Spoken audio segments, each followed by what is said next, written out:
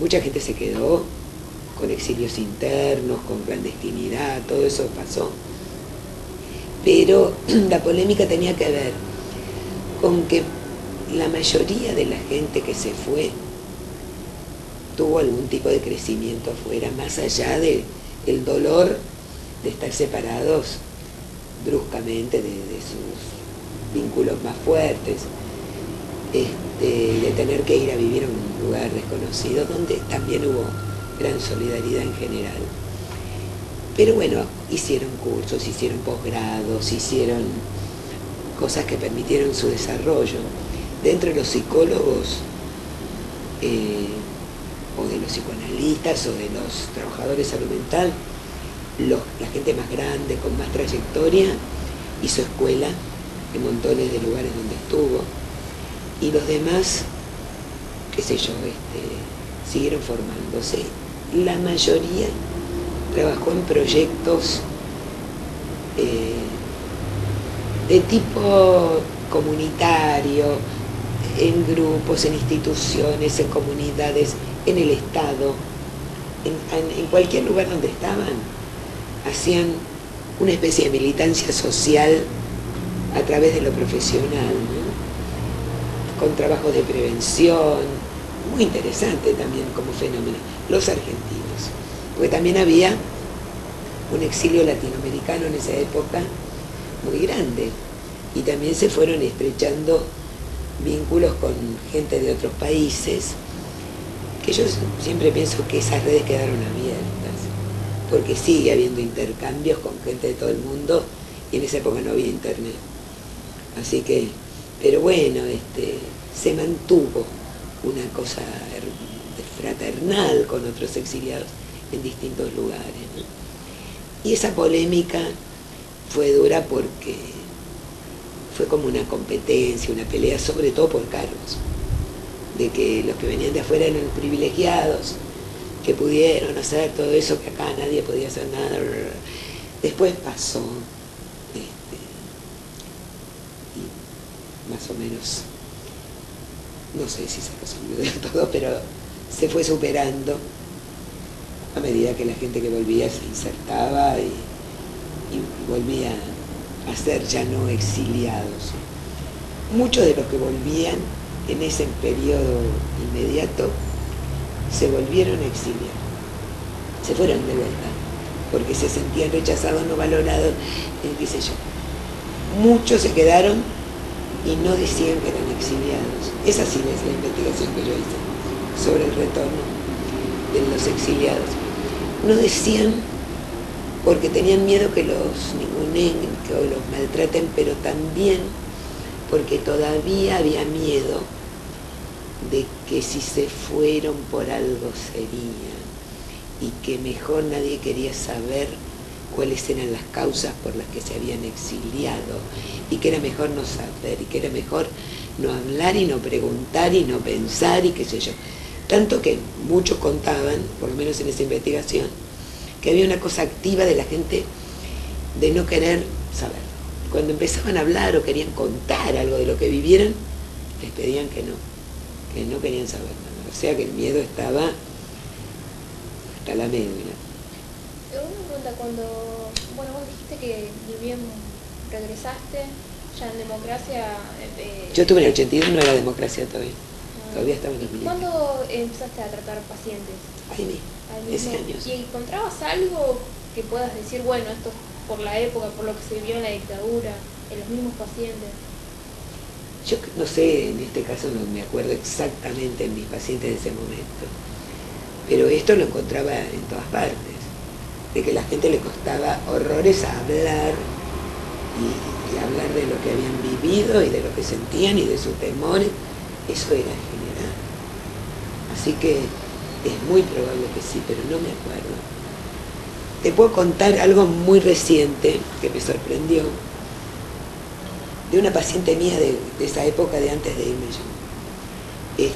Yo sí atendía en grupos, pero bueno, después tuve que dejar de trabajar en grupos. Y antes de irme, ya después, nunca más. Yo trabajé en grupos. pero no porque tenga nada contra los grupos, sino porque ya para mí cambiaron todas las condiciones y tenía que tener mucho movimiento y mucha derivación para armar grupos, y entonces preferí no volver a hacerlo, si no sé hasta dónde. No quedó algún estigma ahí. Pero una paciente mía que había interrumpido ya justo cuando yo me iba, no sé, o un poco antes. Tiempo después ella volvió, me buscó, pero entrevistas individuales ya eran. Cada tanto aparece. Y no hace mucho, digamos, cuando hay alguna situación y quiere pensar con alguien. Y no sé cómo me habló de la época de las 3A, que su marido estaba amenazado y entonces, qué sé yo. Y ella, en ese momento, dejó de ir a todas partes porque ella pensaba que ella era una amenaza para cualquiera con quien se encontrara. Y ahí me entero de que dejó de venir al grupo por eso. Otros fueron explícitos y dijeron que no iban a venir porque habían visto una sombra y entonces tenían miedo. O quizás también tenían miedo de mí, qué sé yo. Era muy general el tema. Pero no recuerdo exactamente a la gente que atendí en el 82, 83. ¿Y en el exterior atendiste? Sí, en Perú sí, fui profesora, sí, me fue muy bien, dentro de las generales de la ley. Ahí también tuve mucho apoyo de la gente de psicología de Perú, que eran divinos en realidad. Y había en ese momento en Lima y en Perú 3 psicoanalistas, porque había una cosa muy nueva con el psicoanálisis. Había 3 y otros en formación. No había asociación psicoanalítica, sino que era grupo, que era como un estadio previo. Y yo cuando llegué me conecté con ellos y con alguna gente de psicología. Y bárbaro, me fue muy bien, además no tenía mucha competencia. Así que bárbaro, en el sentido de... argentinos que estaban exiliados? No, pero alguno que otro sí, porque no había tantos. Muchos tomaban a Lima como un lugar de paso, que llegaban ahí y después se iban para otros lugares. Y algún grupo pequeño quedó en Lima y éramos muy amigos. Era como una pequeña familia que se armó, que hasta el día de hoy seguimos viéndonos y siendo muy amigos, ¿no? Que bueno, que estábamos juntos, nos acompañábamos, pasábamos la fiesta, nos reuníamos, pasábamos información, qué sé yo, todo el día. Pero alguno que otro argentino que no estuviera vinculado a ese pequeño grupo, sí, atendí. Sí. También había algunos argentinos que estaban en Lima hacía 1000 años, de otra época, digamos, que se habían ido a vivir ahí. Y los peruanos divinos, la verdad que amorosos. Yo fui profesora esos años en la Universidad Católica de Lima, que en ese momento era la carrera más psicoanalítica, donde había muchos psicoanalistas. Después que yo me fui, no, hubo ahí un cambio total. Pero estaba vinculada a gente amiga, que estaba en la de San Marcos, y mi materia es cómico el título que tenía. Grupos operativos, 1 y 2. Era anual, yo la hice anual. Pero, ¿qué pasó? ¿De dónde sacaron lo de grupos operativos?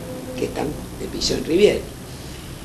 Entonces, nadie la daba, porque nadie sabía ni qué era grupos operativos. Claro, yo caí ahí y yo sabía perfectamente, tenía todos los libros de Pillón, los de... Entonces me vieron como que yo encajaba justo ahí. Entonces, ¿me pueden explicar cómo le pusieron este nombre si ustedes no saben? ¿De dónde salió el nombre de grupos operativos? De un argentino que había pasado por ahí tiempo antes y le había puesto a la materia grupos operativos, así que fue muy gracioso. Yo enseñaba eso, pero eso era trabajar con grupos en instituciones, era el enfoque institucional, era un enfoque preventivo y era un trabajo en la comunidad.